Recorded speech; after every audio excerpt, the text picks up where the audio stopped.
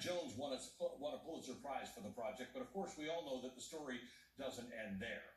A few months after Hannah Jones won the prize, our then President Donald Trump sparked what would become a nationwide backlash against her work.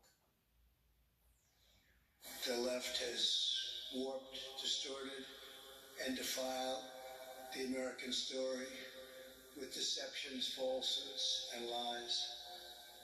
There is no better example than the New York Times totally discredited 1619 Project. This project rewrites American history to teach our children that we were founded on the principle of oppression, not freedom.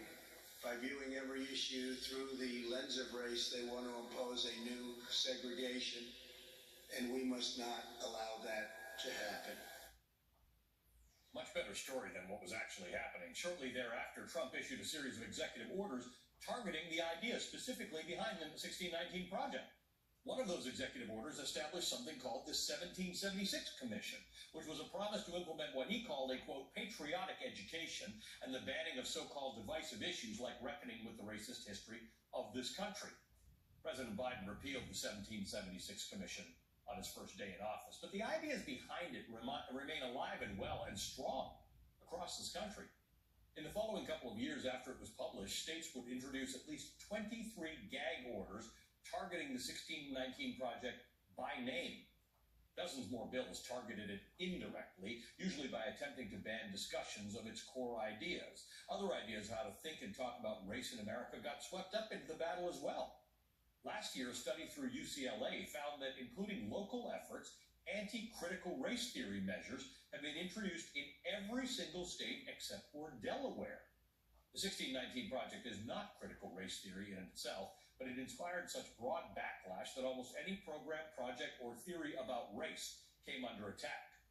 The effort to ban identity-conscious ideas and programs has led to the end of affirmative action. It's led to the widespread attacks on systems built to promote true equity, like diversity, equity, and inclusion initiatives.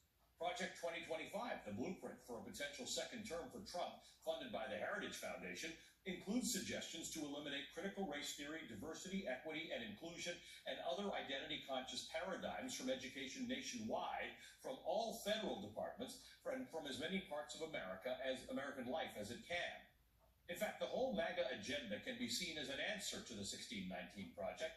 It actively promotes the widely debunked idea that claiming colorblindness is how we're actually going to achieve equality in this country. It discourages or even outlaws schools from teaching about systemic racism. It removes Black and Indigenous histories from curricula. It glosses over the darkest parts of our national history. It claims that encouraging people to consider race and systems of oppression is in itself a form of racial discrimination. Pretending that we can ignore race, pretending that we can ignore the anti-Black systems upon which this country was built is a disservice to us, and it threatens our democratic system at its very core.